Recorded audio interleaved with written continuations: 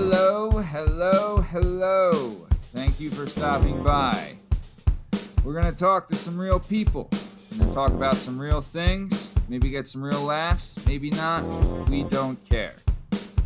This is the Working Perspectives Podcast. You can follow us at Working P Pod on Twitter. And if you would like to be a guest, you can hit us up on Twitter at WorkingPod or email us at workingperspectives@gmail.com. We've already got a couple of requests to be on the show. Sorry to Tom Lavelle. You failed the approval process. Better luck next time. It's a tough approval process. Not everyone gets in. But so far only Tom Lavelle has failed the approval process. So, as I said, this is the Working Perspectives Podcast with myself, Matthew Lavelle. I'm accompanied by my editor and producer, Tom Byers. And today we have an extra special guest. He is a technology instructional coach. He's one of the best guys I know. His name's Jason Bowers. All right, show's getting started. Let's go. All right, Shake, let me tell you about this guy. Yes, sir. Let me know. Okay, this guy is one of the greats, all right?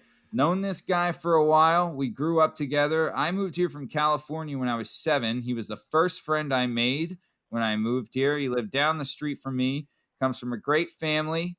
I got a story I want to tell you, though, that kind of just shows how great this guy is. So, Tell me. Jason, or Jay, as he'll be referred to, Jay ended up marrying his high school sweetheart, right? So he was one of the first of our friends to get married, right? Because none of us, well, you know, I know another jerk who married his high school sweetheart, but either way. So he's one of the first of us to get married, right? And we're going to the wedding. Now, at this wedding, Shake, you could not imagine the decadence, all right? His wife is one of the sweetest, nicest people you'll ever meet. She comes from a great Italian family, so they were doing it up, having a great time, right?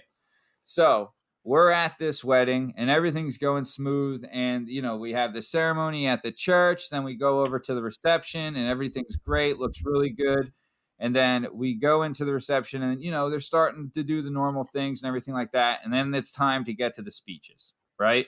So they go down the speeches, right? And the first speech was done by the maid of honor, which ended up being, like, I think his sister-in-law. She did a very nice job. Then the second speech was from the best man, which is Jay's brother, David. And I'll tell you what, going into this wedding, I had prepared something to say because I love Dave to death. I love him to death.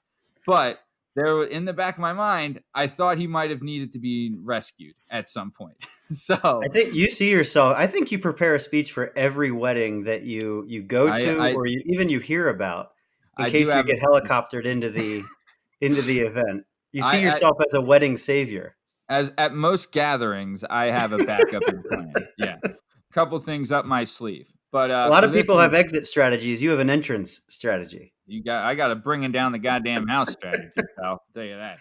Okay. So either way, Dave goes up there, and, you know, I did have the backup plan, but not needed. He brought the house down. Like, just everyone's crying, laughing. Nailed it. Great speech. Awesome. He hit all facets. He was funny. He was emotional. He was adorable. He nailed it, right? Nailed it, right? Mm-hmm. So Dave kills the speech, right? Then up comes, I think it was Jay's mom, lovely lady. She gave a great heartfelt speech. And then comes his father-in-law. Now, I'm telling you, he is the head of a nice Italian family. Okay, he's a very nice guy. I've known him for years, and every interaction I've had with him has been just class A, nothing but class, this guy. So he comes out there and he's saying all this really nice stuff about his daughter, and that, you know, him at this point, Jay and his wife had been together for quite some time, you know, after all through high school and everything like that. So he even said, like, you know, Jay, it's been so long, like, we view you as a son now, and, like, we couldn't be happier that our daughter chose a man like you, and all this stuff, right? Nails his speech. People are crying. People are laughing. People are salute, you know, doing that whole thing. And then at the very end of the speech, he says, "Now let's get this party started." And then the fucking Philly fanatic runs Oh into the boy. wedding. The No. actual Philly fanatic. Dude, I'm not gonna lie, I lost my shit. When like, the Philly fanatic runs in, right? You The no music's idea? there. Dude, no idea. No one had any idea. It was a Oh my total god. surprise. The It was a ultimate total guest. Oh my god. It was a total surprise, dude. And I'm not gonna like I've seen some like the roof blow off of a couple places. This place, like, because it wasn't just us, it was the staff that was there, it was the band, Mhm. everybody went bananas when you see the best mascot in all of sports run in and you're like, "Oh my god." That's Right? And crazy. he comes in and he sings "Shout" with the whole wedding party, you know what I mean? We No. could shout with the fanatic. It was incredible, right? So that was the wedding, right? So then years later, Jay also, he has two sons, right? Two beautiful boys. He has twins. God knows how he survived that. But so years go down, right? Jay, he had married the first of all our friends, and he had kids first of all our friends. So I was expecting my daughter, right? And my wife was pregnant, and we were at a wedding of another friend of ours, right? And me and Jay were both groomsmen in the wedding. And honestly, this wedding was a blast. But one of the best parts is like I don't get to see my friends that much anymore, you know? And Yeah. me and Jay really got to spend the whole day together because we were like, 1 and 2 on the groomsmen. You know what I mean? Mhm. So like we're there the whole day and we're just talking and bullshitting and just like cutting it up like we used to. And I'm talking to him about because he had at that point his sons were 4, I think. And so he'd been through the ringer. I mean, raising twins, Jesus, right? Yeah. So he had been through the ringer. So I'm like buzzing him for like advice and stuff. And I had known that my kid was going to be a girl and stuff like that. And I was talking about like being worried about having a girl and this, society now and all this stuff. And then he told me this thing and it stuck with me. And I think it's it's just one of the coolest things. And it did happen. So we're talking. He's like, look, man, when the baby's born, the mom and the baby have a connection right away, right? Mhm. And you're gonna love it. It's your kid, but the same bond isn't there right away. And he said, one day you're just gonna look down at this kid and it's gonna hit you that there isn't anything in the world you wouldn't do for this kid, right? Mm. And he was saying it to me, and I It's very remember he said sweet. he's saying it to me, and he's like, I'm getting chills just thinking about it. And I'm getting chills just thinking about it right now, So, dude, he's one of the and honestly, that's I could go on and on about this guy all day. He's just one of the best guys I know. But either way, I'm gonna introduce him now. He's been doing nothing but great things. I know he's got a great family and a lovely wife and everything like that. But the one thing I do want to ask is, Jay, before we get started, have you seen the movie Bohemian Rhapsody? And if so, what did you think about that piece of shit movie? Wow, quite the intro. Yes. Yes, I have seen Bohemian Rhapsody. I And think only watched it once. that's I too don't many know. times, you ask me. I Unreal. didn't think it was that bad. Oh Yeah. my god. Get a clue. It's Get not one of my favorite movies, but I wasn't watching it going, when's this going to end? Ugh. I didn't even wait for when's it gonna end. I ended it. I was not having it. All right. That movie was garbage. Garbage. You missed the end, Garbage. Matt. The end's the best part. Oh, what? Does he die? Oh, I didn't know that. Oh, geez, surprise. Shocker. I actually forgot. Yeah, I guess that is how it ends. Yeah, no Matt's on a shit. crusade. Matt's on a crusade to take down this movie that is over 2 years old at this point, probably. It was shit. It was shit. I turned it off. It was such shit. Don't get me wrong. I love Queen. I love Queen. All right. Can't get enough of Queen. All right. But this movie sucked. All right. The movie sucked. Soundtrack was great. Hey, don't get me wrong. Could listen to The soundtrack all soundtrack. day. But you don't get it twisted. This movie, ugh, ugh, ugh. So, all right. Well, enough about Bohemian Crapsody as far as I'm concerned. All right. Jay, how you doing, buddy? I'm doing all right. Yeah? Doing well. How's life been going? Yeah. Good? So far, so good. So, I want to give a rundown. You got the on Christmas this. tree behind you. We should mention the Ooh. Christmas tree. Is that thing real or fake? It is one of many fake that we have in the house. How many do you have? You've littered your house with fake Christmas trees. This isn't the main one. The main one's in the living room. Jesus. We used to do a real tree, but in the house we're in now, where we set the tree up's right next to the fireplace. Yeah. So we don't want to have a live tree next to a fireplace. It's not a good idea. Smart. That's using your brain. But we have the main tree. We got this one last year after Christmas at a place called At Home in Willow Grove. All right. And everything was like 90% off. So we got that tree for $20. Oh, hell yeah. People, for all of you that aren't seeing this, it's a beautiful tree. It's got all the fixings on it. Looks great. It's also sitting in an office that Jay built himself. One of the things I forgot to mention in the intro is that Jay is the son of a master carpenter, which I'll tell you what, growing up had its benefits. You needed a bike ramp, you called Jay. You needed a floor for your treehouse, you called Jay. All right. You needed a rubber band gun, you called Jay. Okay, he's still a master of all that stuff. I've seen the office he's in. What is it called? The wall? Like the ship wall? Like what do they call it? Shiplap. Shiplap. We put up shiplap. Dude, it's awesome because I guess the way a ship would look, I don't know, never been on one, but like the boards are like it's uneven looking, but it looks so cool. And he'd put like a desk for him and his sons and his wife and a computer, and it's like, dude, the setup is legit. But the best thing is he didn't have to pay for labor because he did his damn self. Yeah, what an advantage. Dude, another great thing. So I keep tooting Jay's horn.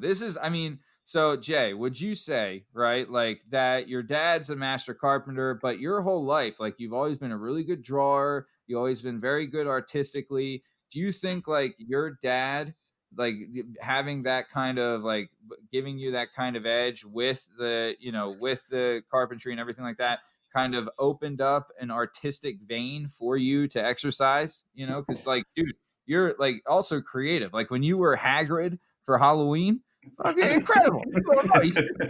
The creativity. Nailed it. I would say yes. My dad is very much like a jack of all trades, like a Renaissance man. Yeah. He does. He was a carpenter, like you said. Yeah. He also does fine carpentry, builds furniture. He built.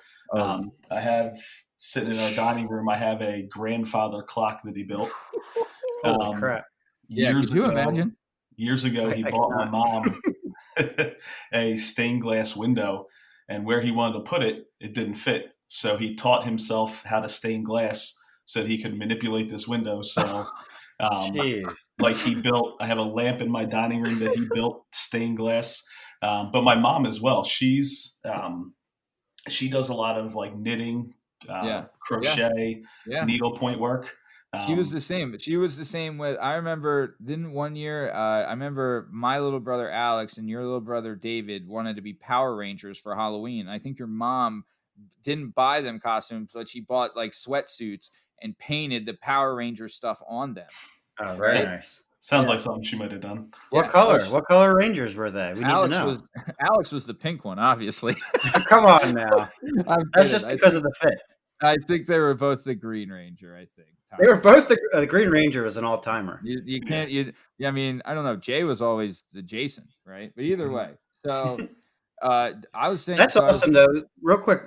What Go ahead. is important to mention is that people of that age, they didn't have Google and YouTube either. Yeah. Like if I have to figure something out, aka if my wife asks me to accomplish anything, yes, very little she asks of me. But if she asks me to do something, I think to myself, can I Google this or can I find somebody on YouTube that will teach me how to do it for free? How much of like, no wonder like women just like hate men now. Like how much of a turn on it must be, and I'm not trying to be disrespectful, but for Jay's wife to be like, hey, Jay, we need a new bathroom. And he'll be like, okay, I'll just go to Home Depot and do it. Like design it however you want. I can do all of that. Yeah, my wife wants me to like open the garage door or something, and your wife wants you to actually make the garage. Yeah, there's a comedian, right? His name's Robert Kelly. He's a hilarious comedian, but he has a shtick where he says they're not making men anymore; they're making dudes. Like Jay and Jay's dad and like all those guys, those are men. Mm-hmm. They wanted something done, they could build it, right? Now, me and you, Shake, we're dudes. They want something done, we can get some tape, and that's our best shot. But that's it. Diplomats. Yeah. but for sure. But dude, that's pretty bad. Like I like that's one thing. Like I always say, I can do stuff with my hands. I can't, right? I can to a certain aspect. But Jay has like power tools in his garage and all like it's all set Mhm. up nice. Like, dude, it's badass, That is right? really cool. Jay, can I tell the story of the bike? Oh yeah, go ahead. So okay, so Jay's got twin boys, like I said, and the one son's a little bigger than the other. So they had their bikes, right? And the one son, he grew out of his bike, right? So he had to get a new one, but the other son hadn't yet. And they were like, "Oh man," he was like kind of bummed, He's like, "Oh, my brother's getting a new bike because he's bigger, and I want a new bike too." So what Jay did is he took his old bike, right? And instead of buying a new one, he sanded it down, he painted it, he put in new wheels, right? Oh man. So it used to be one of those, what are they called? Minions, right? It was like a Minions bike. Mm-hmm. Jay then did it up, and now it's an Eagles themed bike, and it's Yes. gangster as hell. Dude, he sent me the That's pictures. so nice. It is incredible. But to be able to to do that for your son, like, come Yeah. on. Is there anything better, Geez, I'll Yeah. be able to build my daughter a pony dream house or whatever the hell it is. You know what I mean? Yeah. But but no, that's bad. Like that's badass. Sorry, I interrupted you, Shake. What were you gonna say? No, I was just back to like being able to actually do remodeling or carpentry or Mhm. any of that stuff yourself. My wife and I were looking for houses out here in California, which is one of the worst possible things you can do Oh is look yeah. for a home out Let's here. pick a house in the best place to live Yeah, on earth. it's just the Shucks. worst thing ever. And Yeah. we are we're very like I guess saying calling us vain is like not I think it's a little mean to call us vain, but we're very surface level. We do not care about the structure of the house. We don't want to hear a word about the plumbing. We don't want to hear anything about, and they don't You have don't care when basements. the windows were replaced. No, Yeah. because you go in there and the realtor is telling you this stuff. Like, I don't know. You could be lying to me. I can't check. I don't know. Mhm. And they don't have basements. One thing in Pennsylvania is you'd want to check out the basement to see if it's, doubles as a pool because if water gets in there, you're in trouble. Yeah. But in Yeah. California, they don't have basements. And like what I care about is the kitchen. I love to cook What? and like how big's Hold like on. the sink. Go ahead. Back it up. Back it up, Shake. No Hmm. basement? As far as I know, there's no basements in California. I You know assume what? it has I something to lived do in with earthquakes. California for 7 years, and I don't Hmm. yeah, we didn't have a basement in my house. We had an I, attic, but no basement. I've been in many, many houses now looking home shopping, and none of them have had basements. No, shoot. Yeah, get Um, out of town. But that's the thing is like I look at like does the counter on the in the kitchen have like a nice new countertop? Does the bathroom have Appliances. like a new sink? And the reality is somebody like you, Jay, you could go into a home that's like super underpriced because it doesn't have those upgrades, and then Oh. spend a little bit of money at Lowe's and do it all yourself. Yeah. And then your entire market opens up. That's the problem is that I need Dude, everything done, and I don't want last to pay a year dime for it. I know it's just me and Shake speaking, and we're just really blowing Jay up here. But last year, me and my wife went over Jay's house for dinner, right? Mhm. And we go into the house, and in Jay's office on the carpet, he has like probably like 50 pieces of wood, right? And the reason Mm. they're in the carpet, and I didn't know this, and this is fascinating, right? They're airing out. Jay, tell the procedure of why you had the wood in the house to air it. Yeah, it's called stickering. So it's letting the wood acclimate to the environment that it's going to exist in. Because my workshop is the garage, Yeah. and it's not. There's no heating. There's no cooling. It's whatever it is outside. That's how it is inside. So if I were to build it completely out there, the wood would have it would absorb moisture. It Mhm. would swell up, and then when I bring it into the house, the wood would start to shrink down, and it can cause checking, which is like cracks in the wood, and all that work that you did building a table would get ruined basically because of the wood moving. Oh, okay. So I bring it into the house and I let it sit here for maybe 2 weeks or so, just letting it get acclimated to the environment. And then when I'm Mhm. building the table, I would do it in like small little bursts. Like I go out in the garage, take the pieces I need, make the cuts, glue together, do what I need to do, and then bring it back into the house so that it's stays in that environment. Yeah, that's exactly something a man would know and not a That's next damn level. dude, okay? That's some next level master carpentry shit. Also, I've seen the table that Jay ended up building for him and his family that they can have Thanksgiving dinner at and Christmas dinner, right? This table, this gorgeous, like, table. Oh, it's beautiful. Was it oak, Jay? Is that the wood? No, it's I made it in a fiscally responsible manner. Very nice.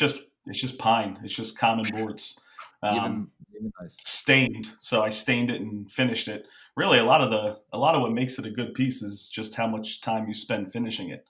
So, like that's one of the things that'll frustrate my wife is I can, if we're gonna paint a room, I'm gonna do it right. So it's gonna take me a couple of days. I'm gonna clean the walls. I'm gonna respackle some areas. I'm gonna smooth things out.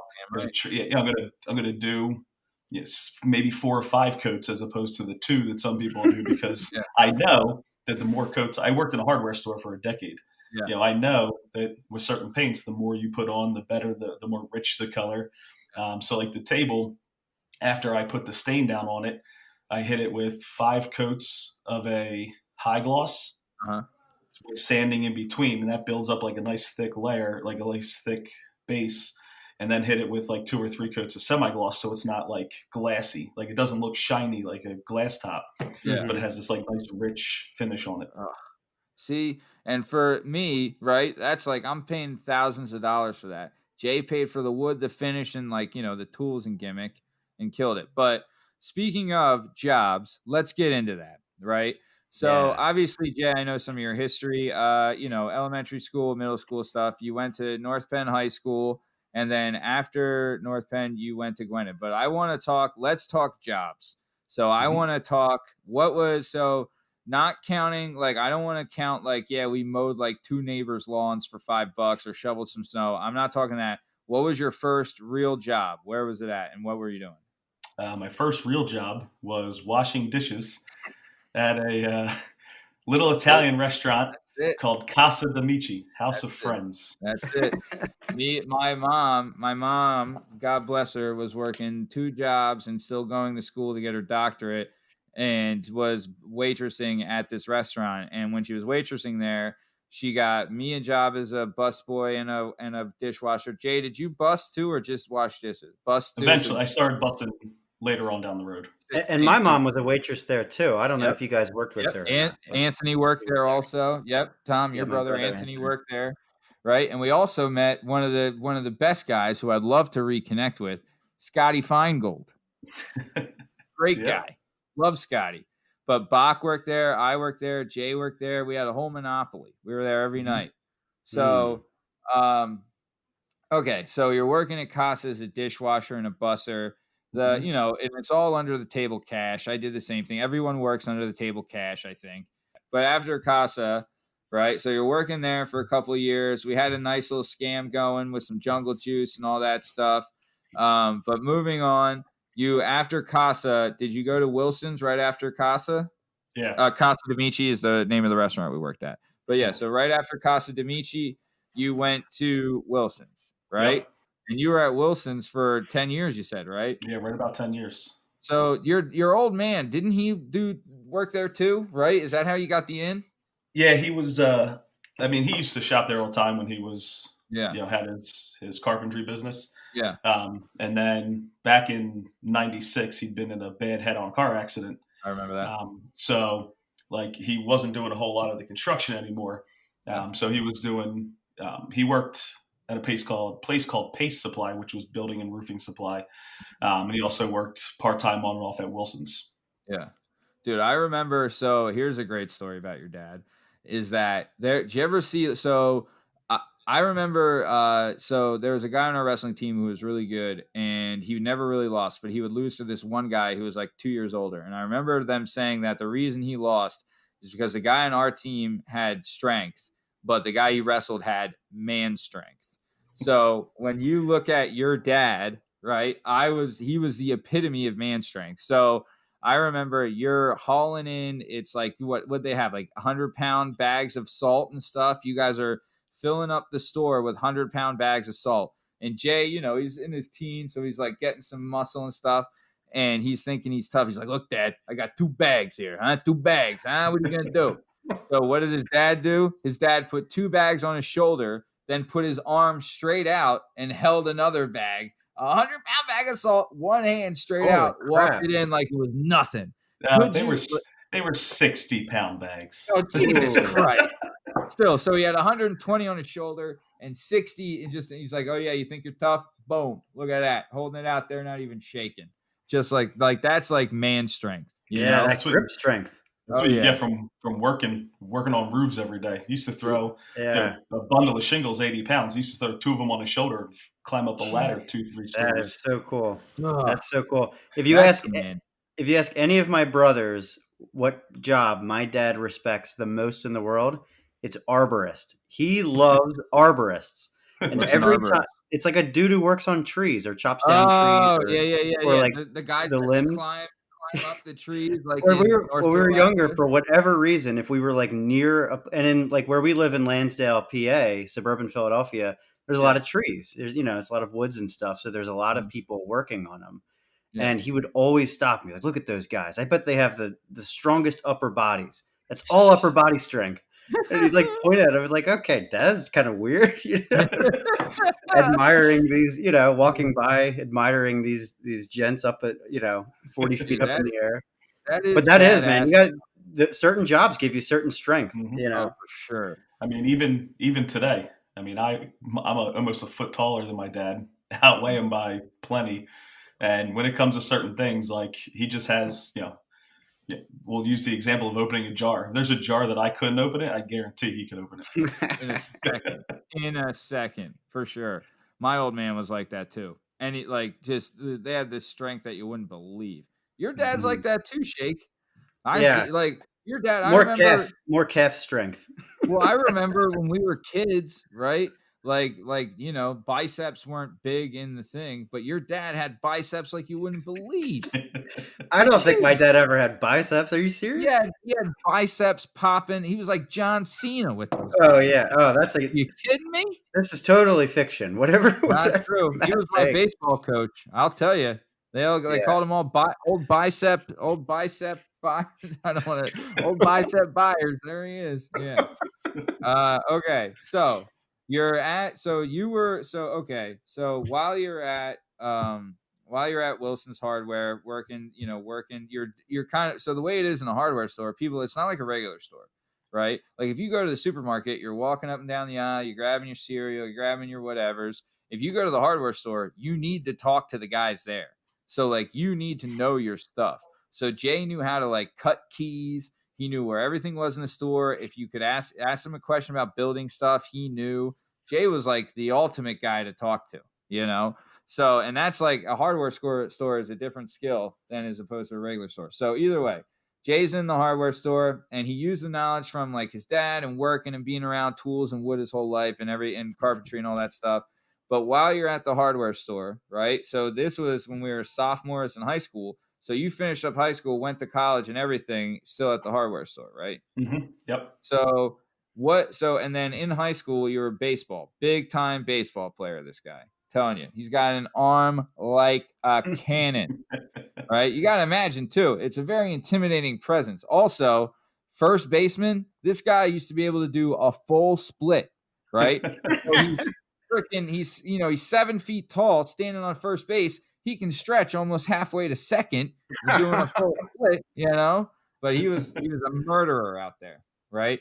So Jay played ball all the way after high school. You played in the teener leagues and stuff, right? I played Legion till the end of high school, and then didn't really care to pursue it. I was I enjoyed it, but I wasn't looking forward to the rigors of later on. Mm-hmm. But played in what was called senior Connie Mac, which it was Wednesdays and Sundays. Just hanging out with people, playing some baseball. So senior Connie Mac, I liked it. I loved going to the games, because we have in Lansdale, Pennsylvania, land of the free, home of the brave. There's a beautiful park called Memorial Park, and it's like almost like a half stadium where it was like, I remember, dude, when we were kids, I remember we would go see Jack play at Memorial, and I remember saying like, can't wait to play under the lights. We're going to play under the lights. Yeah. When you're playing under the lights, it's a whole different story. Even though those lights were made for like football fields. So if a fly ball came out there, you're losing it. Yeah. But either way, that was fun. Yeah, those lights were not ideal. Oh, God, no. So people don't know this. So Jay goes to Gwen and Mercy for college, right? So Jay, you told me this is that, your wife she was enrolled at Westchester first, right? And then, and she never went to Gwinnett though, right? No. Okay. So, but she was going because she wanted to be a teacher. Mm-hmm. So Jay was like, well, I love my wife. Well, at that time it was girlfriend, but he's like, well, maybe I'll give teaching a shot. So Jay goes to Gwinnett and he starts going to school to be a teacher, right? But while at Gwinnett, he joined the ping pong club. And let me tell you, bro. No way. Bro. Jay had gotten the deluxe table so we could play at his house. And dude, I went to a ping pong club with him a couple times. It was awesome, right? Like you're legit just going. Jay, I don't think I ever beat Jay once. I don't even think I got close. Jay was like trying out new serves and stuff on me. You know what I mean? I can't believe Gwinnett even had a ping pong. At this point, I should mention that I also went to Gwen and Mercy University, as it's called now. It was probably called college back then. Was. They sold out. They went corporate. Now the university, but it does not strike me as the place to even have a ping pong club, but maybe a secret ping pong club. Yeah, I don't know. It wasn't secret. It was fun. It was only like every other Thursday. Yeah. Perfect. They had in that I don't even remember the names of the buildings, but where the basketball stadium was. Oh, okay. Like that common area up above, they would roll out like 5 tables. Okay. Awesome. Yeah. Yep. I was also on the golf team. What's that? I said I was also on the golf team. Oh, I didn't know that. Yeah. I must have forgot that. I could see that. Honestly, I'll tell you this, and this is for all our listeners. You can use this secret and thank me later. So for my brother Asshole's bachelor party, right? We're at his bachelor party, and his whole thing like, let's go golfing, then let's hit the bar and do the thing, right? Or no, it wasn't even his. Bachelor party we did too, but this was his birthday. And going into it, I'm at the gym talking to a couple buddies. I'm like, God, I gotta go play golf. And my whole thing was, I was like, I just don't want to be the guy you're chasing my ball everywhere. I just don't want to be that guy. I'm slowing everybody up and all this, and no, they can't pound beers and all this, whatever. So I had a buddy at the gym, right? His name's Bill Burke. And Bill's like, look, Matt, this is what you do. You bring some chapstick, all right? You take a little chapstick and you rub it on the head of your driver and on the head of your short game clubs, right? Leave the putter alone, okay? Right? And I was like, why? He's like, because if you do that and you just hit the ball straight, like if you just hit the ball connect solid and don't be hitting it, left or right, right? If you hit it, it doesn't slice because it doesn't put a spin. And I was like, get the hell out of here. So go to the first. We're at, what's the one over in Harleysville? Oh, God. Mainland. So we go to Mainland, decent course. Go to Mainland, and we step up to the first tee, right? So my brother Asshole goes, and all these guys, right, like they're all dressed in like khaki shorts, golf shirts tucked in, hats, all this stuff, right? Mm-hmm. So my brother Asshole goes, hits a shot, and then a couple other guys go hit a shot, right? And then I go up there. I was smoking cigarettes at the time. I go up there. I had a backwards hat on. My shirt was untucked. I think I was wearing Jordans, right?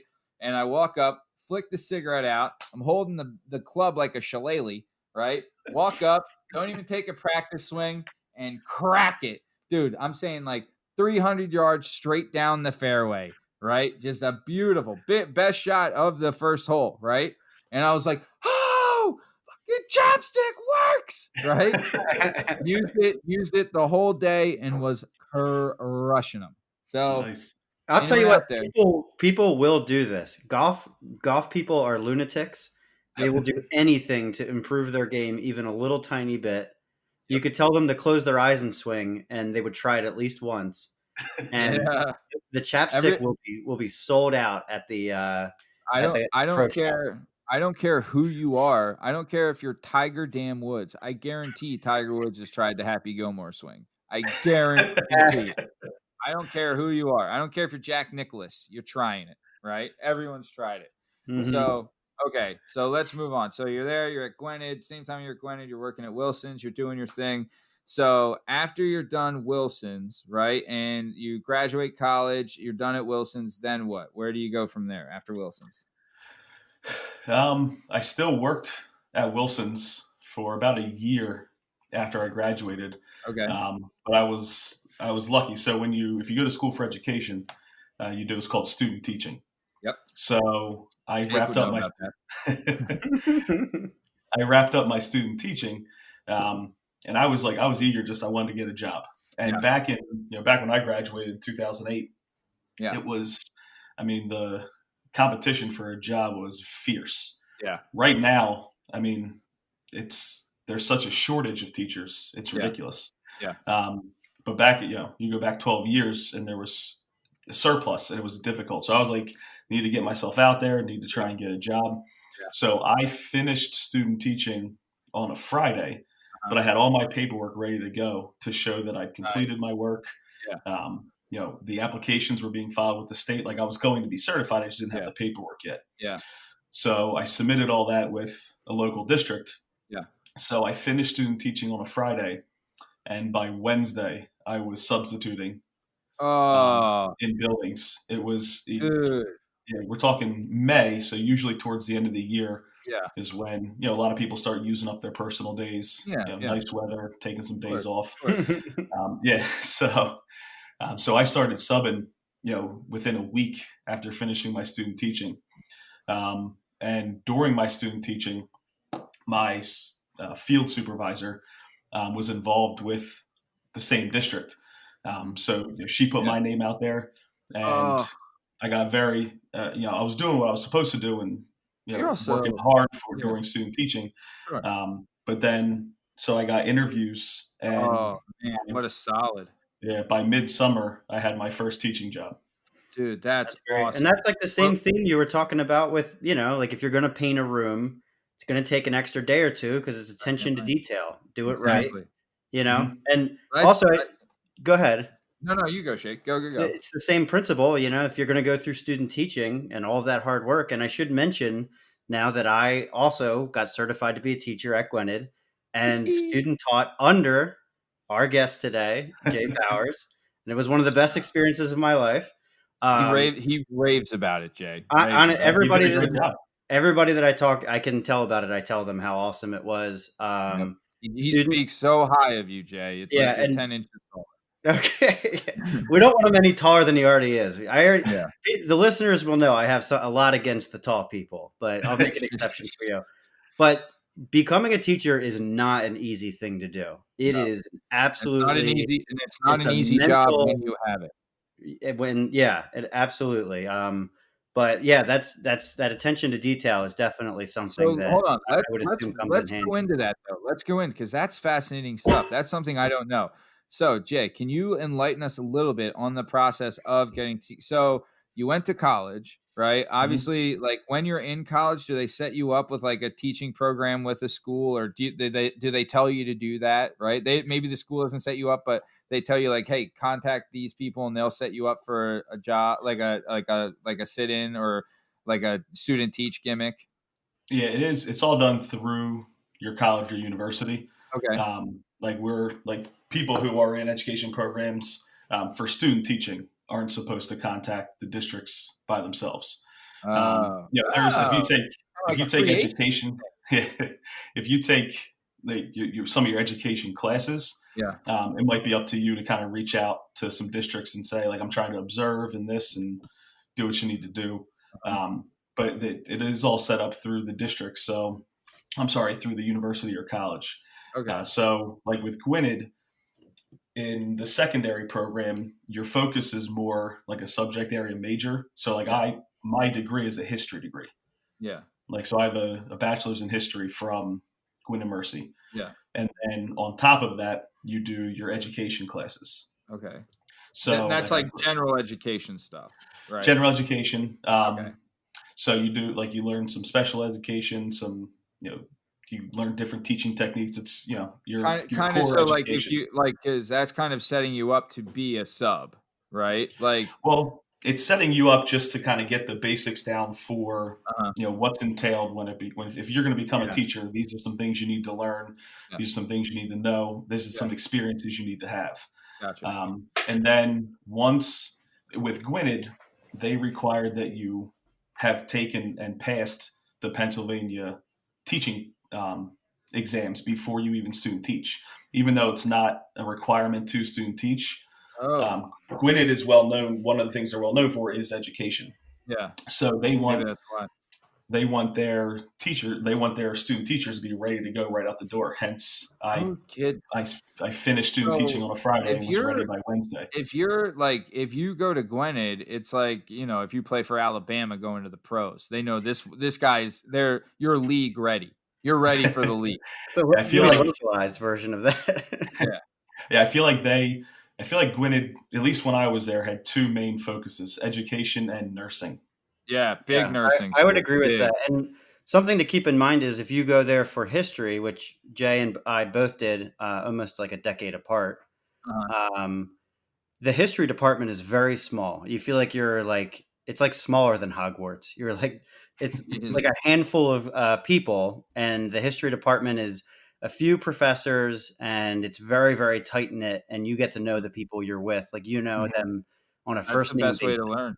But then when you are finishing up your history degree, you then go over and do your education classes. That is like the opposite, where it's all standardized because you're dealing with like an actual government, profession, Yeah. like, regulations.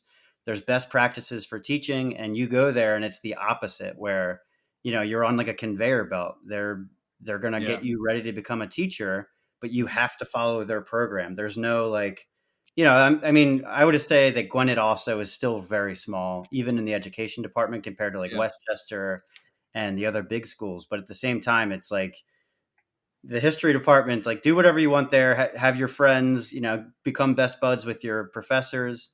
But then when you're here in the education department, you got to get down to business because you're eventually going to make a paycheck from this if you do it the right way. So, okay. So awesome. All right. So so they made you do the state testing at Gwynedd before you could student teach, right? Mhm. So you do your student teaching and everything at Gwynedd. So you're done your student teaching. So you have to file with the state to get your license to teach after the student teaching process. Is that right? The university or the college for me, Yeah. university for Shake. yeah, they switched. It was a couple years after I left, but They wanted the money. they file the paperwork for you. Oh, Yeah. nice. So But you get all the ducks in a row, you give them, and then so for me, like that Friday that I finished student teaching, yeah, I sent an email to, I forget what the person's name was, yeah. saying like, I did my student teaching, like here's all my credentials to send to the state. Can you please give me a letter saying that I'm certified to teach? And then I think it was Monday or Tuesday, he gave me the letter saying that I had fulfilled all the requirements and was just waiting on the state to Oh, issue the nice. certificate. Okay, so just so for our listeners listening, right? So you get your degrees and everything, all that gimmick. You do your student teaching. Once your student teaching is done, like the school is obviously tracking this. You fill out the necessary paperwork, then the school sends it to the state, and then you get your contact with them. Hey, I'm official. Put me in the league. I'm ready to go. Right. Mhm. So right away, though, you're not getting a job.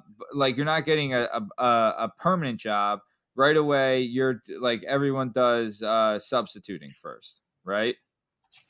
Yeah, I mean it would be the number one option for most people.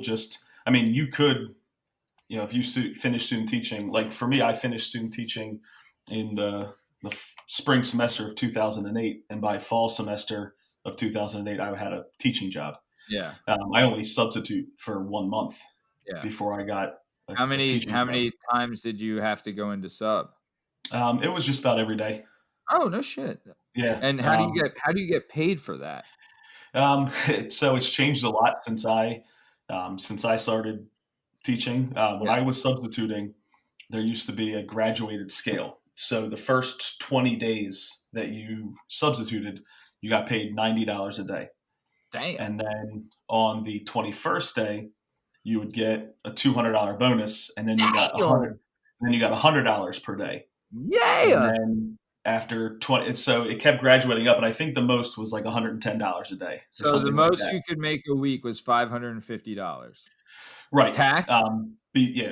Before taxes. Before taxes. Jesus. And then so you're walking away with $250 at the most. And then more recently, because there's been such a shortage, we call them, they're sub failures. So there's been a lot of times where we don't have substitutes to fill the jobs that we need. So in order to have more competition and draw more people, a lot of the districts around here and companies that source out substitutes have been raising their rates. No kidding. So I think, I can't say exactly, but I want to say like in our district, it's like maybe 125 a day, maybe 135 a day. Which is not bad for a lot of retired teachers will do it now just to get some extra cash. Get out there. And stay active. I subbed for a little bit, like a year and a half, and now they have an app. I haven't done it for a couple of years now since I moved to California, but there's an app that basically from about 4 p.m. until 8 p.m. and honestly even later than that, you'll get a ding on your cell phone saying, hey, we had a teacher call out. Do you want to go to such and such middle or high school tomorrow? And it can be anywhere in the district it's only in the district you're assigned to. You can set parameters saying like, I only want to go to this school or whatever. But if you're serious, like Jay's talking about racking up those extra days in the month so that you hit your bonuses, like you pretty much want to try to go almost every day if you can pull it off. Yeah. And it's just a matter of whether you have like the mental fortitude to like go into whatever the situation is, because you'll go into some classes where the teacher rules with an iron fist and has things rolling, and you go in and the students just by practice, they're very well behaved. And then you go into other classrooms and you can tell the teacher did not have a control of things, and the students are licking their chops seeing a sub roll in there. Okay, let's talk about that for a sec. I'm not gonna lie. So do you know the Bistro in Lansdale, right? Yes. Great little restaurant. There's a lady that works there. Her name's Rose. Okay. This lady is she's the nicest lady. Always like when we would go in, she would buy desserts for us, and like she talks to my mom, and like she's a teacher. The nicest lady. I think her family owns the Bistro, right? But she was a substitute teacher for an English class I had as a senior in high school. And I'm not gonna lie, I wasn't in the best classes. I was in the classes with like kids that were going to the military, kids that caught out of juvie, and girls that were going to be pregnant or were already pregnant and like had kids and stuff. Wasn't in the best classes, kind of a troublemaker, right? But I was also hilarious. So I got away with some things. In this particular class, I made this teacher cry laughing so much that she had like a panic attack. This is how. So I'm obviously goofing off. Do you remember? We can edit out his name. His name was Anthony Chinovsky, right? And we were all hanging out in the class, and it's a sub. So like right away, we're all like, this class wasn't controlled. So right away, I'm like, oh, let's go sub. And she'd subbed other classes before. I'd seen her. She was a nice lady, so she kind of knew me. She called me Word, right? Because she would say something, I'd be like, Word. And so she called me Word, right? So we're in the class, and like I'm goofing off, doing all these things, and all of a sudden, like, and I forget what had happened before, but like we're funning around, and I'm like I had broken up the class with some jokes like a couple times, right? Then all of a sudden, Chinovsky's there, right? He takes a tampon, sticks a tampon in a water bottle, so it like it like whoosh, Then he takes it out, whips it, and he throws it, and it hits me in the leg. Right. So did you ever see that scene in Ace Ventura 2 where he gets the spear thrown in his leg? Right. That's what I did. I was like,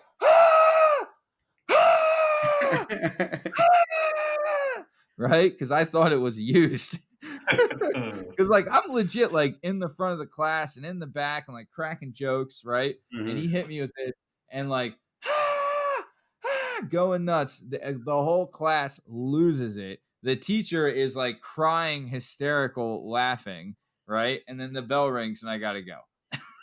Good right? God. So You're lucky the teacher was just laughing about that. dude, She's a good sport. dude, I wouldn't doubt, and I'm not gonna say anything about Rose, but I know several people pissed themselves. It was absolutely hysterical, right? Maybe I'm not giving it justice, but it's maybe one of the things I had to be there. But either way, so I knew for me at least when a sub was in, it was game time, right? I remember being like, okay, we won't get into stories, but it was game time. As substitute teachers, what what would you like? Are you going in there like dukes up, like let's go, like, or what is your mentality, Jay? What was your mentality? Yeah, you're asking me to think back Well, Jay, a long way also here. to be fair, Jay, like kids will see you and you're an intimidating presence because you're a tall, like you're a pretty strong guy. You know what I mean? Like, and you're not a chump, right? So you're going in there, right? And they have to strain their necks to even look at you. But Amen. you at the time when you were doing the substitute teaching, you had a nice little baby face. Let's be honest. You got that young face, you know? So I don't know if you had a beard then, but if you went in, but still, I mean, either way, you could have gone in and whatever. But I'm pretty sure, because you were bigger than all the kids, that was something. Shake, I'm not trying to be a dick, but I when know. you went in there, you just maybe didn't have the presence, but you had the chutzpah. You Yeah, had plenty of chutzpah. yeah. I But bargained with okay, the kids. oh yeah, Shake, what was She'll your tie me up. experience like? It's a real mixed bag, honestly. I think that I mean you just get surprised on both ends with you expect kids to be jerks and they're actually awesome, and you expect Yep. them to be perfectly well behaved, like the greatest students, like an ideal student, and then all of a sudden one day they're terrible to you, or they do something that, and you know what it is? The answer is they're kids. These are Yeah. Yeah. these are like, and Jay and I both worked in a middle school, and we got our certifications in secondary education. And I Mhm. realized the first day I walked in, I was in a middle school, and I was like, "Oh crap! Half these kids are taller than me. I'm 5'6". Half these kids are already taller than me." And I was like, "I should have done, I should Elementary. have done, yeah, elementary education." No, And you had to do middle because if you did elementary and any of those kids were taller than you, then you're in some real shit. yeah, Oh man. yeah, I had to place myself literally where my height went. But I don't know. And Jay, you should talk about, I mean, not just as a substitute, how you handle it now as an actual teacher. I mean, you have a lot of experience now, and when you're a sub, you're dealing with the kids for 43 minutes. At a public school like we worked in, you're dealing with usually an 8 period bell schedule. So you have the kids for somewhere around 40 to 43 minutes, and then they're out the door. And that's, Okay. we don't like to look at it that way, or not. I say we, I don't work in the profession anymore, but teachers don't like to look at it that way. But the reality is that they're out the door. And when Yeah. you're an actual teacher, they're coming back the next day for the most part. And Oh, it's an wow. ongoing episode situation where, hey, we had an awful Monday. Let's see if we can do a little bit better on Tuesday. Yeah. Jay, talk about that though. That's So something hold that I on. really Let's liked learning let's about. progress. So let's progress then. So Jay, you do your time. You like you said, like Shake said, and this is Jay. I've known you for a long time, and I even told my wife this. I was like, the type of person Jay is. If Jay has something or does something or is with something, one, if he has something, he's going to take the best care of it possible, right? Like I remember you got a Mongoose Menace when we were kids, and you would wash your damn bike, right? Like I remember I wasn't washing my damn bike, but Jay's washing his bike. He's like fixing the chrome, like all this stuff, right? So Jay has always like done his best to take care of things the best he could, and like really, really good that way. And he always like when he goes in to do something, he does have that like blue collar working class mentality where it's like we're doing this, we're damn doing it. This ain't no half ass. So that being said, Jay does his time substituting. And how do you go? What is the process, paperwork wise, and everything, to go from being a substitute to a full time teacher? What is that like, Jay? Um, uh, Paperwork goes, it's just, I mean, there's nothing different I had to do or file, Okay. except for when you're a teacher, you are the one responsible for putting those lessons together every day. Okay. And for the first, let's say first 3 years of teaching, I mean, it's, every single night up till 10, 11 o'clock at night, even if you had your lesson plans for the next 2 weeks done, you're still up 11 o'clock the night before trying to make sure everything's perfect, everything's ready to go. So That's it for is, the first 3 years, you're saying?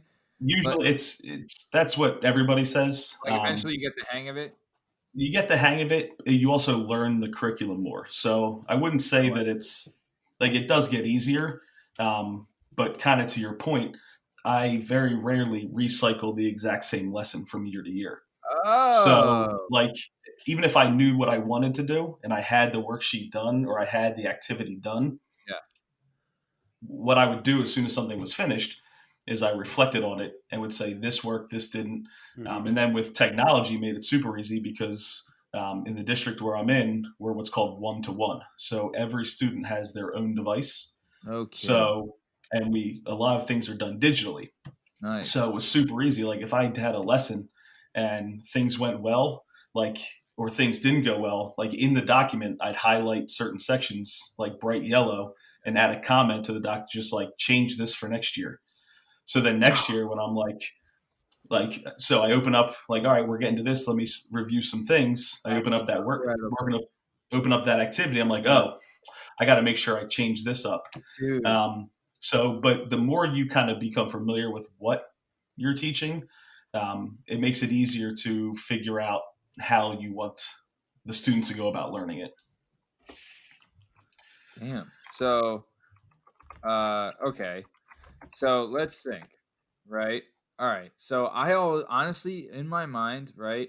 Like, say when our parents were in school, the difference between classes when our parents were in school and when, like when we were in school, yeah, maybe we had like TVs, and some other things, but it was still textbooks or still pencils and paper and everything like that. Now, when we were in school as to now, it's completely different. No textbooks, right? Like everyone's on a tablet, everything's done digitally. You can look up videos, all this gimmick, right? Like everything like that. Like to me, I would love to see what a classroom is like now, like how it even goes. Like, because you're not saying open up your textbooks to page whatever. You're saying, okay, I'm sending you the link for this. Everyone open this or something like that. Right. And even in the past 4 years or so, I've been even getting away from kind of being the person that tells them what they need to learn. I've been doing what's called personalized learning.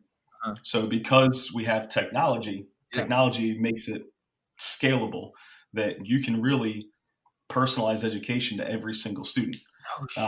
Now, so for years and years, there's been students in the school that have special plans. There's a GIEP, so those students who are gifted, they have like a special education plan to, to focus on and give enrichment to, because the regular schooling just, maybe isn't enough. Yeah. And they need a little bit more. And there's also an IEP for students that might have a specific learning disability.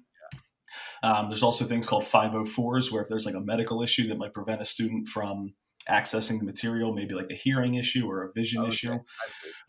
So there's been individualized or personalized education for a while, but now with technology, we can really scale it to every single student, regardless of whatever specific learning disability they have. Does that pertain to like, say, English as a second language kids as well? Like, does it help you a lot? Like, the technology help you with kids that are English as a second language? Like that? It certainly does. Yeah. It certainly does. I mean, just the ease with which things can be translated, on the fly. Within the actual classroom, there's not as much of the translation that we do because just wanting them to be immersed in the language. But in certain circumstances or instances, like if you really need to get this across, you can try and use like a Google Translate or something.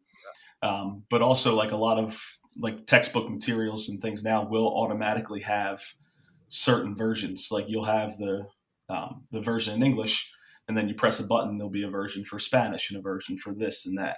Yeah. Nice. So dude, that's incredible. See, that's like, so cool. Honestly, one of the things that pisses me off, and I think Shake, you're the same way. And this pisses me off. I already agree with you.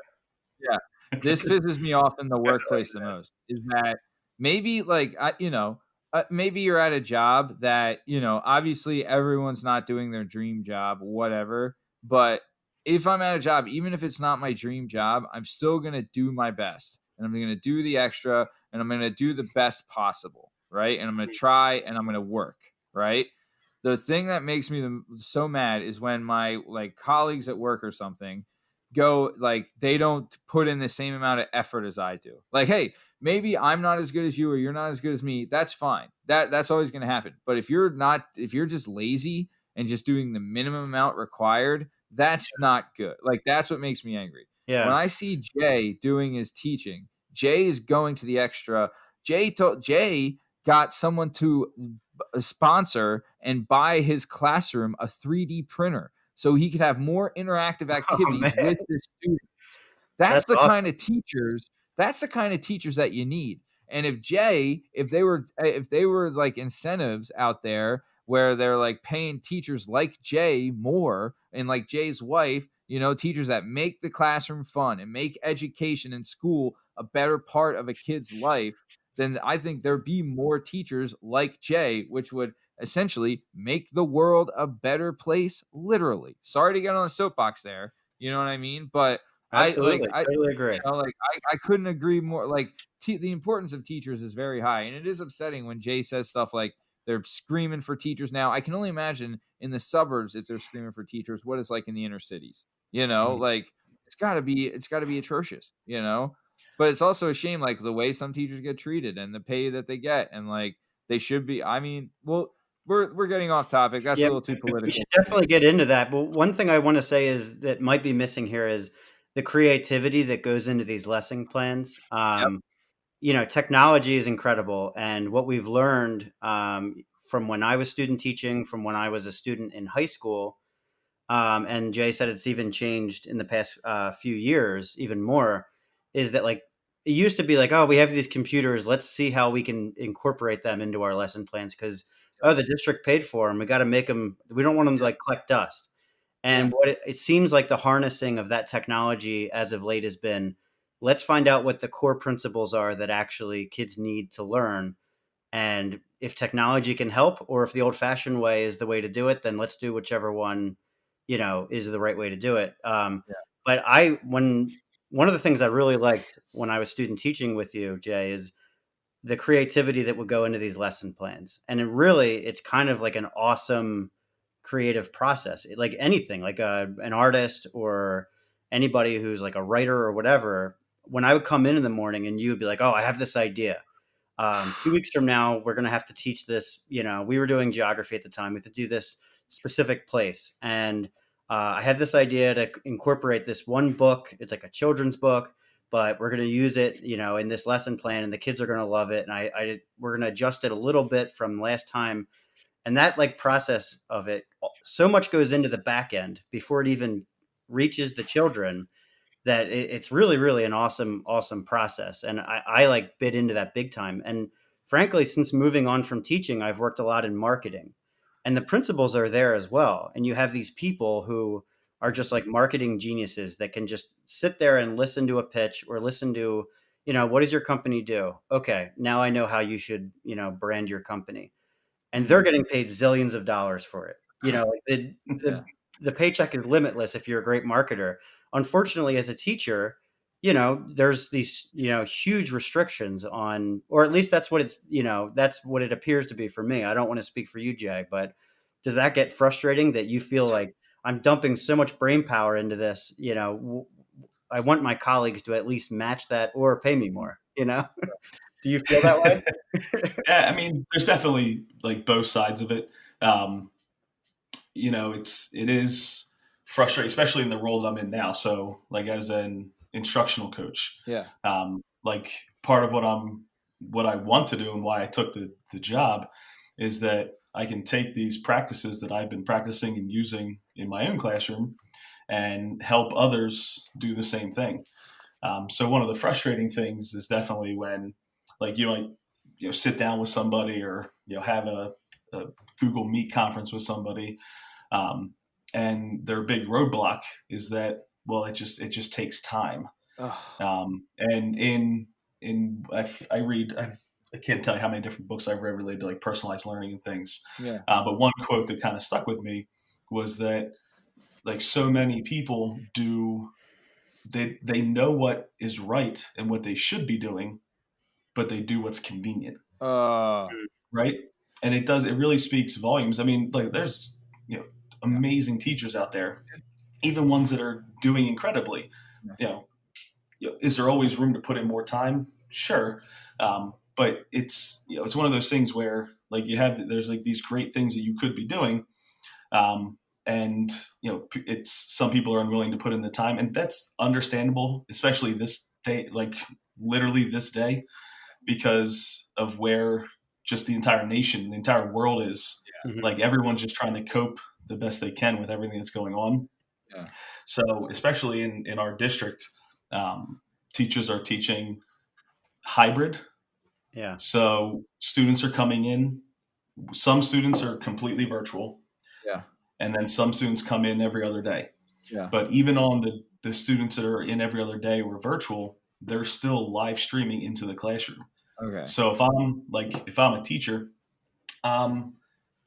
I got my students out in front of me. I also have students to my left on a big screen, and I'm trying to divide my attention between this or that.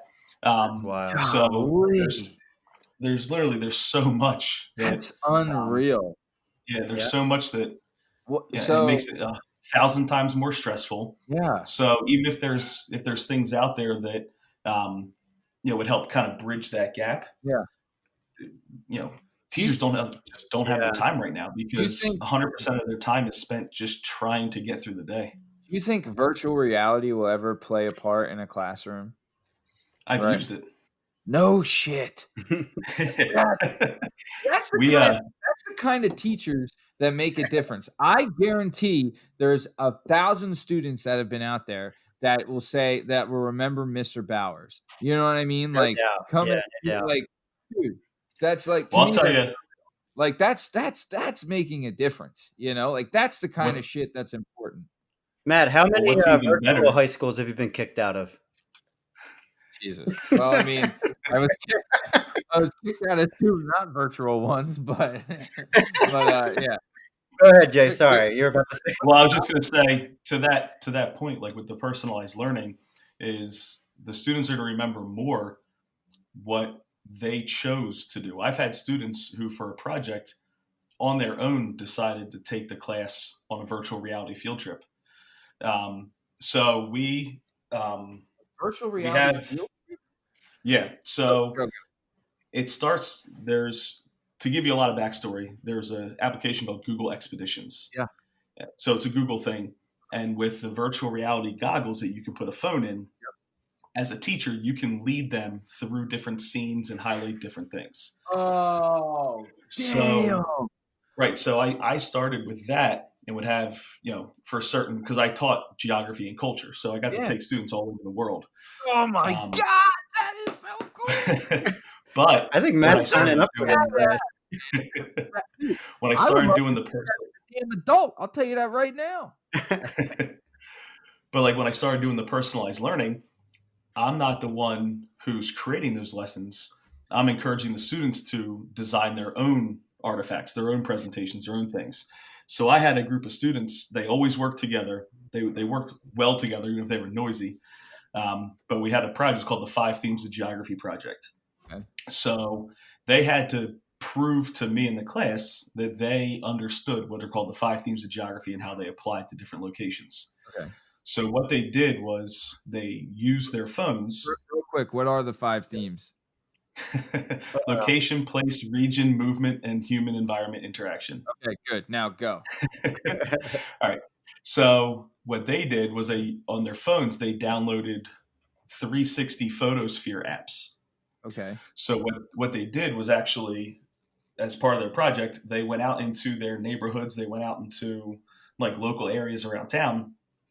And the way the app works is you stand in one spot and you take, maybe 50 or 60 photos, and they show you a little dot on the screen of where you have to hover your camera and take the picture. And then what the app does is puts it all together into the photosphere. Dude. Right? So they went to they went to the Mercer Museum. They went to like Montgomery Mall. They went to some places, but literally the week that I gave them to work on this project, one of the students was visiting Ireland with her family. Oh, So dang. I'm trying to remember where exactly. I don't remember the name of where she was standing, but somewhere, maybe like, I'm just going to say Kilkenny Castle in Ireland, right? Let's say she wasn't there, but let's just say she was. She took a photosphere from Kilkenny Castle, uploaded it to Google Street View, so that when her partners gave the presentation, like her piece was there from Ireland. Dude, that's one of the things. It's not just about, are you using technology? It's how do you use it? And honestly, I didn't come up with that project. They did. I just said, show me the 5 themes, and that's what they took away from it. That is incredible. Yeah, that's so to cool. me. Also, that's one of those presentations, right? That did they have to present it to the whole class? Mm-hmm. And the class ate it up. Oh yeah, because I let them bring their phones in so that they can access the things, and we have class sets of the. There was 2 school sets that you could check out from our library. So I would check out one of the school sets. So the students, they would sit in their desk or stand if they wanted to, with the virtual reality goggles, and they would they had to have Street View. So as part of their presentation, they would say, all right, so now we're going to show you what location is. So if you could please search this term in Google Street View and select the photo by one of their names. Yeah. So the students in their phones, they would search, they'd find it, and on Street View, if you click the little icon that looks like goggles, it turns it into all the students, they're putting on their 3D goggles, and as they're looking around, this group of students is pointing out things they should be seeing and how it relates to place, region, things like that. Dude, that is, dude. Are you standing in the classroom seeing all these kids pointing at the wall? You know what I mean? Oh my God, is that a gargoyle there? Well, with things like that, not only am I impressed with how they are able to engage the students, I'm engaged myself. I have my own phone. You're all in. I have my own phone and my own 3D goggles, and I'm looking around just as excited as the students are. See, that's the kind of shit that makes that's what school, that kind of shit. You can't, you could be at the best private school in the world, whatever. That's an experience that's so unique that those kids get to have, that they're going to take with them forever. And I guarantee every kid in that was at least part of that project can name the 5 things of geography, right? You know what I'm saying? That's goddamn teaching, man. That's beautiful shit. And how rewarding is that to see these kids just knock it out of the park like that, right? That's got to be very rewarding, dude. So, oh man, that's incredible. That to me, that's fantastic. That's a great story. I think there's definitely a place for adults to get this curriculum again. Goddamn right. I honestly believe goddamn right. I think that there's a business opportunity there for. I don't know about you guys, but especially with math. I mean, I still hold the world's record for the lowest GPA in North Penn history to ever actually graduate. And I can't remember one day of math class, but now I would love to take a math class and actually succeed at it. It'd be so cool. Yeah. Khan Academy. Yeah, no, I want to the real student experience. I want to go into a school.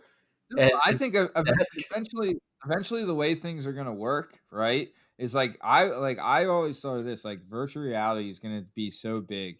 Eventually, okay, so let's say, for instance, video games, right? What if you could go to, let's say, a building that used to be a supermarket? It's a huge open space. You can go in there, you can put on your virtual reality goggles, and you're transformed into World of Warcraft or something. And you can carry around a stick, and you can virtually walk through World of Warcraft and go through all these different places. Or, right, there'll be a theme park, a whole giant space that would be a theme park that is now it is virtual reality, and it's so interactive, and so this is what it's going to be. That shit's going to be coming soon. And the classrooms are going to be that way too, with everything going on. and all that, all the COVID bullshit. Like a classroom is definitely going to be, if you could be virtually sitting in a classroom and if it's that interactive and that much like, dude, you're putting like a pair of sunglasses on and that's how like easy it is. Parents and school districts are going to be all over that, Mm-hmm. all over that, Mhm. So, okay. One thing I was thinking of when you were talking about now, does this happen? And I wanted to see your opinion. So when you listen to like I listen to like Rogan, right? Joe Rogan. And Joe Rogan would say it like so when you were talking earlier about you can keep track of your lessons plans and what worked and what didn't, right? That's almost like you're working on a set for stand up, right? So like if a stand up goes out and if a joke doesn't work, he like tweaks it or does something or figure out what works and he tweaks it and does that, right? But Mhm. then on the other side of that, there's stand ups that do the same exact routine for every day for the same 10 years, And Rogan says those guys are like those guys don't last, like they don't work at their craft and things like that. Is there teachers out there, even with technology and all the stuff you have available and all the cool things and all these different cool ways to learn now, that are stuck with the old method of like open your textbook, read this, and give me the answers to that? Like, is that still there as much, or is that kind of like an old school method you don't see much anymore? I would say that there's definitely people like that exists, Yeah. but the situation that we're all in Yeah. has forced a lot of hands to either adapt and like really start to embrace using the technology and changing things, or people are making other decisions. Yeah, honestly, and those And, people that aren't willing to change, like that are staying with the same set, don't realize. I bet it's a lot like once you learn it, I bet it's a lot easier to move and navigate and like all that stuff with the technology, right? yeah, it's definitely creating. They create a lot more work for themselves. If they're trying to stick with a more traditional model as opposed to really embracing and using the technology for what it can do. Nice. Okay, so we're moving into the fourth quarter here. So I want to get into. So you were a teacher, middle school. Did you ever go high school? I've taught 7th, 8th, 9th, 10th, and 12th grades. God damn it. God bless you.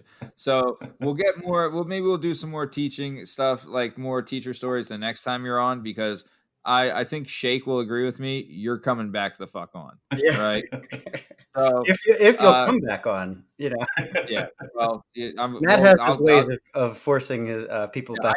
I know where you live. I also would love to have your wife on because her job is also fascinating, and she's like, she does the Lord's work as far as I'm concerned. Damn it, She loves it. Yeah. Yeah. So right now, so you went from teaching from like the teaching you were doing to the current job you're at now. Is that right? So Correct. right now you're a technology instructional coach. Kind of Mm-hmm. give me a synopsis of what that does. For the first couple months of this year, it was basically just giving a lot of tech support because we adopted what's called LMS, a learning management system. Okay. So before this year, we relied on what was called Google Classroom, which was it was fantastic. Love Google. But there was certainly limitations to what it could do. Yeah. So this new one is called Canvas. Okay. And really with Canvas, you really can do a lot. Yeah.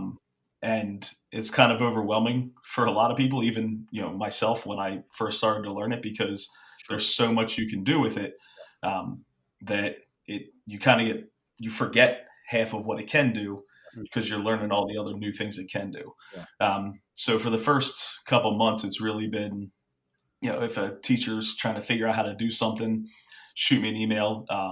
August, September, basically all day, every day, I was doing Google Meets with teachers to kind of walk them through, how to do X, Y, or Z. But now that teachers are getting more comfortable with the platform and they kind of know what they're, they can navigate around, they can add assignments, they can do what they need to do. Now what I'm able to do is more of like actual, like, let's see, it's not just how can you put an assignment on, let's tailor this so we can really use the technology to the best of its ability, while incorporating different practices. So like just as an example, earlier today, I was working on putting together some personalized projects Okay. into what are called modules. Okay. So modules is kind of where all the lessons are housed Yeah. in Canvas. Yeah. And so with these modules, like the one I was working on today, it doesn't matter what you teach or, what grade level, what content, you could take this module and put it into your own course. And it allows the students to kind of pick and choose what they want to do. So, like I was putting together that module. So now, like when I meet with teachers, I can say, here's, it's already done, ready to go for Is you. it kind You of don't like the have to. structure of a lesson plan, so to speak, like the module? Like, Yeah. So could you use it for just one subject, or is it it translates to all subjects? This is kind of like the formula of what you can use with the stuff we have. Is that right? So the modules is basically like an empty folder. Okay. So if you had an empty folder and you're like, here's what I want to do today, and you put it into that folder, the module just kind of holds it together. Gotcha. So like the module that I was working on today, it starts, there's a page that's the objectives. I called it a personal mini project. Yeah. So the goal is it takes maybe 2 or 3 days tops. Yeah. But I put the objectives, like their students are able to demonstrate important concepts from the unit, how they're going to achieve the goal, they're going to create, they're going to apply this, that, the other thing. Yeah. And then it'll have another page. So the student, after they read that, they'll hit next. It takes them to another page that says, maybe a brief introduction to what the topic would be. And then they hit the next and would give the directions. So it kind of walks them through what they would do. But the reason why is it kind of like their structure, like you gave them like a structure and they're kind of like fill in the blank along this and this. Once you're done, it'll create like a lesson plan for you to give to a kid, like for you to show, like to teach a kid with, right? Right. And to an extent, they wouldn't even necessarily need to change anything with it, because the whole idea is that you're tapping into the students and you're seeing what kind of things they can create and what they can do. So you could certainly plug in a topic and say, here's a concept or here's a topic. Or like the way I worded it was pick any concept from the past 2 weeks that we've studied and put together a presentation to show your mastery of it. Now that's, that's taking everything and condensing into one sentence, but essentially like, the student is reflecting on the things that they learned, what would they want to do a project on, and then once they make that decision, what do they want to do for that project? So, do they want to make a video? Do they want to just put together a good old fashioned PowerPoint or Google slideshow, right? Yeah. And everywhere in between. Do they want to design and print a 3D artifact that relates to that concept? It gives them the freedom to do any of that. And with that 3D artifact, they can use it to give a presentation or something like that. So I asked my mom's also a teacher, and I asked her this question. As far as it comes to learning, right? You and me are big on what is called Audible. Shout out Audible. Love you. Shout out Google. Love you too.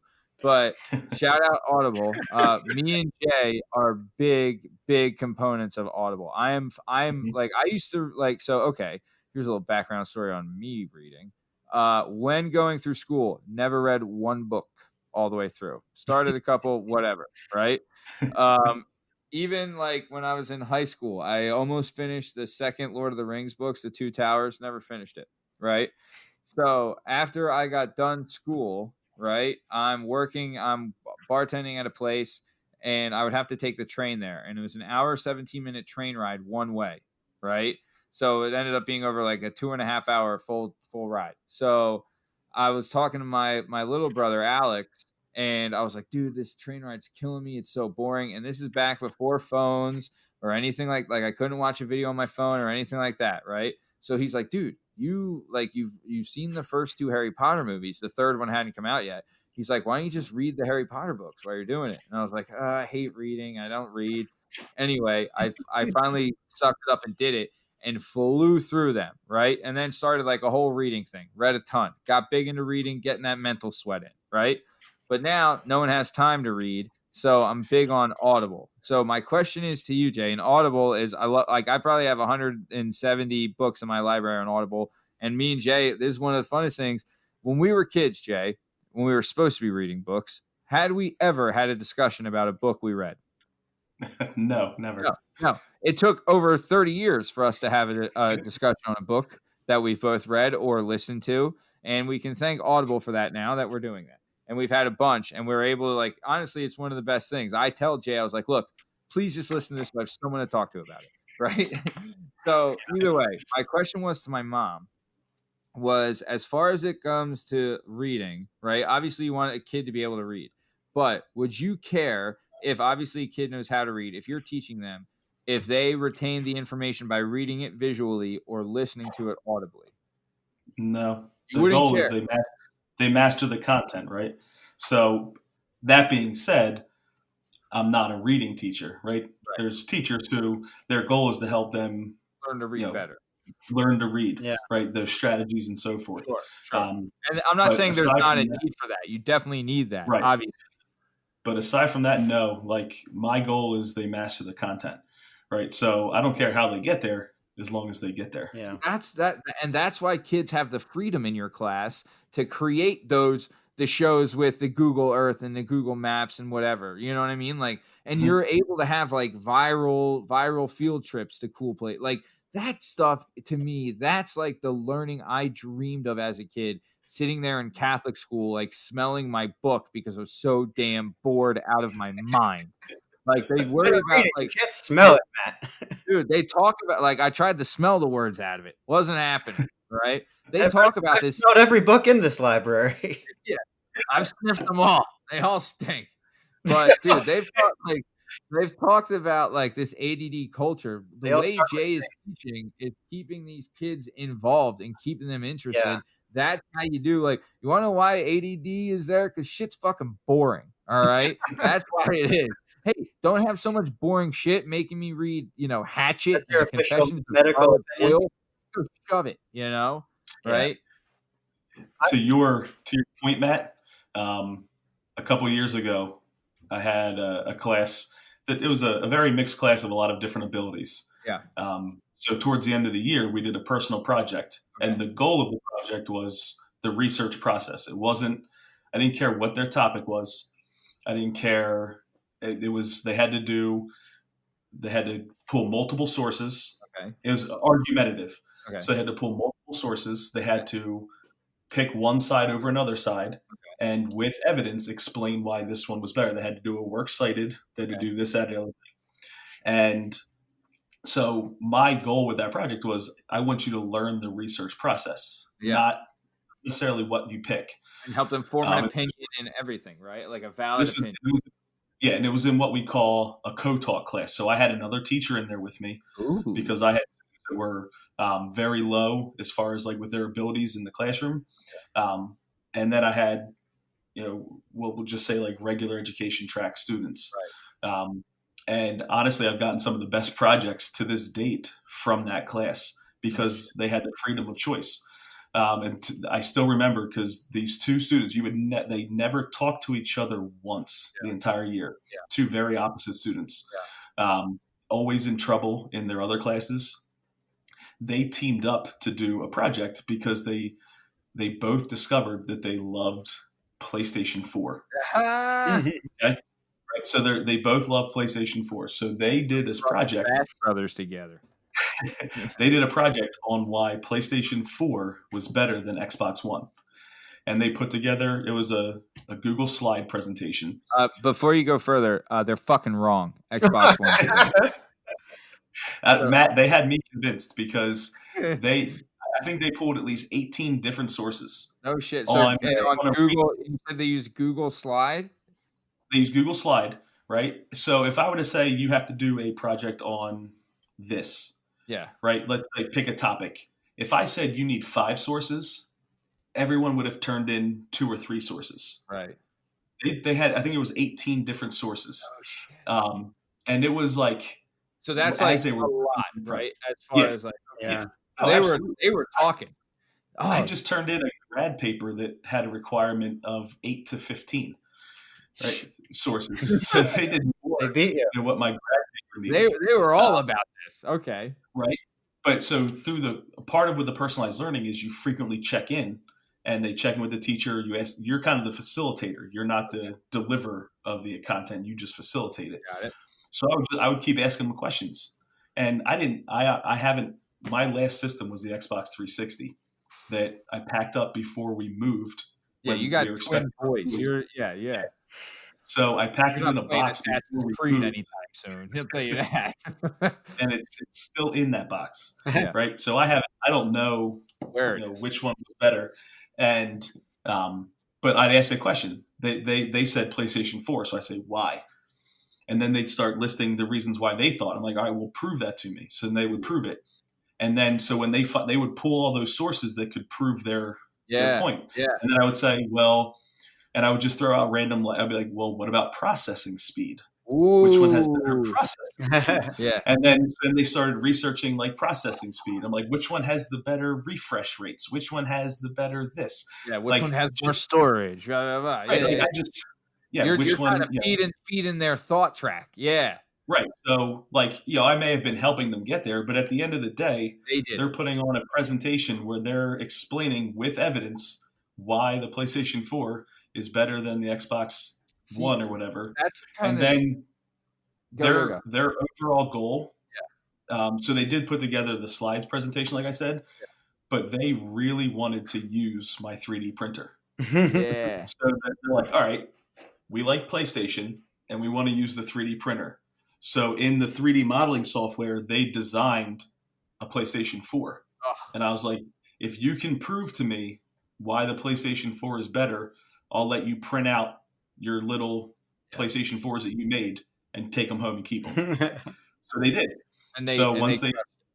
Once they crushed it, I loaded it up into the 3D printer and I printed out their examples. And I printed 3, one for each of them and then one for myself to keep. That's awesome, man. That's so cool. That's also too like this is the kind of shit you see in a movie. Because did these kids' presentation bring the house down?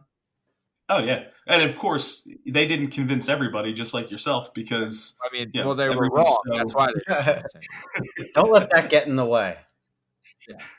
So I don't know, man. They had their evidence. I probably, if I was making a decision that day, I probably would have gone with the PS4. Yeah, that's cool. Yeah. So Jay, I have a question. So for COVID, your district adopted, you called it a learning management system? LMS, right? Yeah. Right. And my question is, well, first of all, did you get to consult on like which one to pick? Did they ask you to like look into them? No, I got hired because they picked the system. Okay. So they wanted, we already had a secondary technology instructional coach who's honestly, like, if I like to think that I'm good with technology, this dude blows me out of the water. Oh, like he's amazing. Like Billy Gates over there. Yeah. But just because we are getting this new system, and with the technology instructional coach, it's not just this LMS, it's the LMS and everything else you can do with technology. Yeah. So because because the district adopted this, they opened up a new position for this. Now, that being said, my wife is a part-time instructional coach for English language. Mm-hmm. So she's an English as a second language teacher, ESL. Yeah. So she's a half-time coach. So she teaches half the day, and the other half she provides coaching with best practices when teaching ELs, English learners. That's awesome. So because she was already a coach, in the spring, when the district was moving at light speed trying to adopt these new systems, there was different committees that were put together. So I know that I got to hear about this when she was sitting in one of her meetings when they were talking about it. Oh, cool. And I'm like, he's always angry. I'm like hearing about this. And I'm hearing about this, and I'm like, because I know what everything I can do in Google Classroom. Yeah. And this is like, it's like a jacked up version of Google Classroom. Yeah. Oh, and I'm like, listen, they need to go with this system because there's so much I can do with it. Oh, and dude. the real question I have, and I mean, we definitely have to have you back on because I think that there is a really larger discussion to be had about the equality of like education in America. I know that we all have opinions on public, private, charter, parochial, that whole shebang. Yeah. And we just can't squeeze that in here at the end. But maybe very quickly, if I could ask you, do you think that, like you said, this is like a sea change moment for education in America? These old teachers, I mean, we won't say the name of the district, but we'll say, you work in a very awesome district, a very privileged public school that people don't have to worry about sending their kids to private school and all of that. We have that district's incredible. But not everyone has that luck. Do you think that there will be a closing of the gap because of this technology? And I'm wondering, like, this learning management system, I'm wondering what the price tag was on that, and if there is some sort of like, can every district get their hands on that, is what I want to know. And the ultimate answer is the freaking government should pay for it, like, make sure that everyone. Correct. But go ahead. Yeah. So what's your opinion on that? So with technology, could it close the gaps? I would say it could probably help, but there's still the access to the technology. Yeah. Didn't even think in PA, we have probably maybe the most inequitable school funding program in the nation. With the way how public school funding works. Explain that to dumb people. What is inequitable mean? Not fair. Oh, okay. Yes. So you're saying that in the state of Pennsylvania, the funding for schools is not fair because the suburbs, like the distribution of it isn't equal to everybody.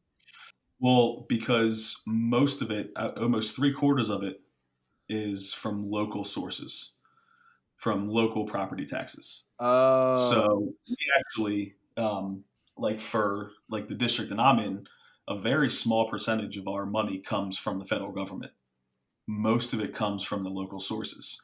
But if you go out into like central PA, where it's a lot of farmland, very rural, they don't have the local taxes. So they rely on the federal government money. And the way that money comes from the state, it just doesn't equal out. Yeah. So if you think about I teach in southeastern PA, some of the wealthiest districts, I'd probably argue maybe in the nation. Agreed.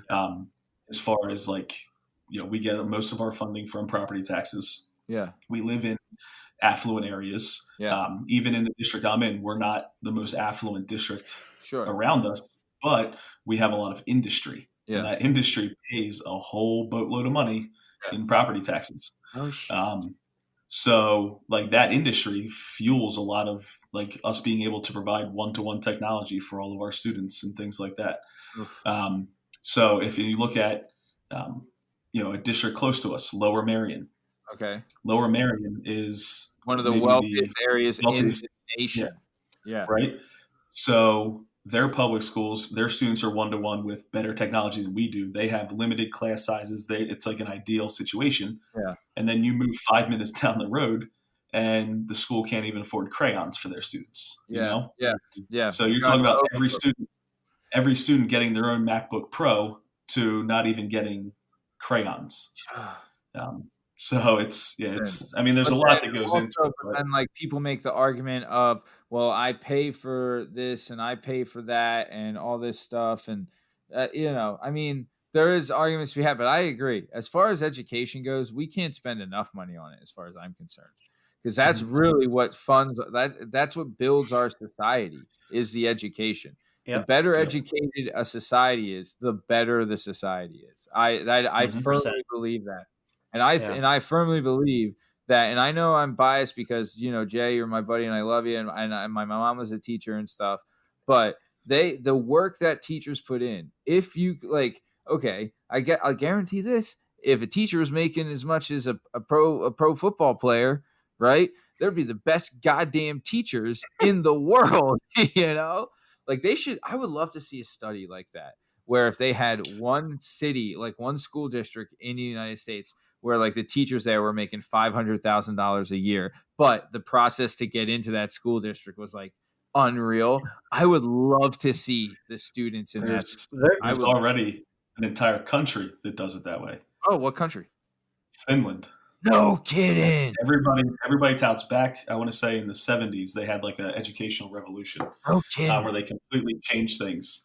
And to make a long story short, in order to get a teaching certificate in Finland, it's essentially if you say you're a teacher in Finland, it's like hearing somebody say you're a doctor or a lawyer.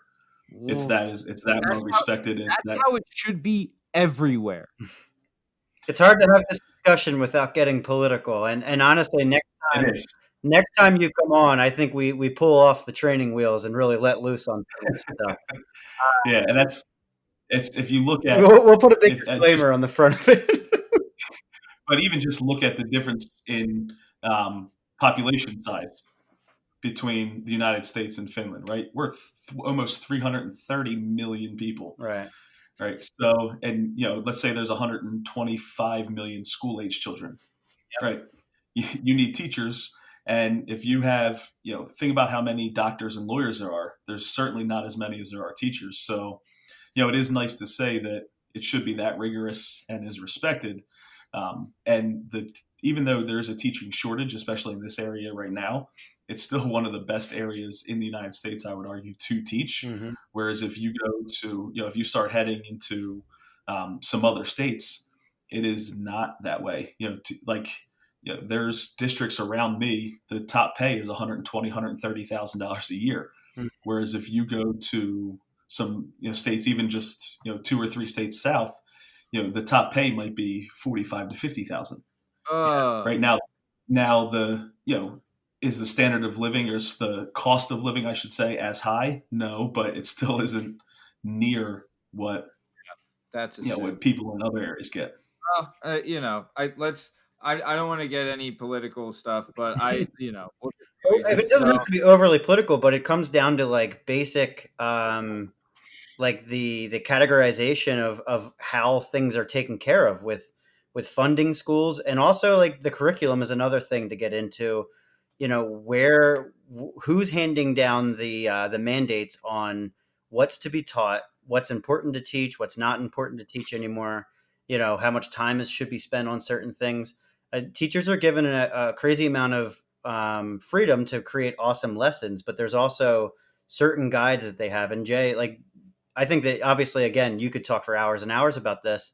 And next time we should really get into like curriculum, things like that are really interesting. And also, your relationship with other teachers, because I think that's something that people don't realize is it's like the Simpsons, like we all think that the teacher is like Mrs. Krabappel, where she, that's a great example where when the students are gone, she's like smoking a cigarette and, like cursing. I think that I always was like weirded out if I ever heard, if I saw my teacher out at the mall or something like that. Yeah. But teachers live lives and are real adults when the students leave the room. And I think that those kind of stories will be awesome to hear next time, hopefully. Yeah, we will. So we're coming out to the top of time. So Jay, dude, this was awesome. Great stuff, man. Really, you're so knowledgeable and you're really good at explaining. This was awesome. And if you're willing to, we would love to have you back on for sure. And I would really there were some topics that I had written down specifically for us to get into after chatting with you. And we just went through so much good stuff that I kind of like that we got this out of the way, because then the next episode, we can really bear down on those topics and really dedicate some really good time to them. Thank you to Jason Bowers, for being our guest today. Great job, Jay. Thank you so much. If you want, follow us on Twitter at WorkingPPod. And then if you would want to be a guest on here, right, just hit us up on WorkingPPod or email us at workingperspectives@gmail.com. We go through the approval process to get on. Unfortunately, we have had some people go through. We've had one rejection so far that did not get approved. So Tom Lavelle, like I said at the top of the show, you were not approved to be on the show. Tom Lavelle, you were rejected by the approval process. So either way, but yeah, hey, keep trying. Maybe you'll get accepted. Maybe you'll get approved. We don't know. But, we don't know. It's not up to us. We don't do the approving. You'll have to go through the approval board and the approval committee before you can get approved to be on the show. But yeah, Tom Lavelle was rejected. Back to the drawing board for him. Yeah, sorry. Hey, keep trying though, bud. Keep trying. All right. And then, so I'm Matt Lavelle. He's Tom Byers. This was the Working Perspectives podcast. Like us and subscribe on all Google or on all podcast platforms. This is the end of the show, so you can stop. Thanks. All right, bye.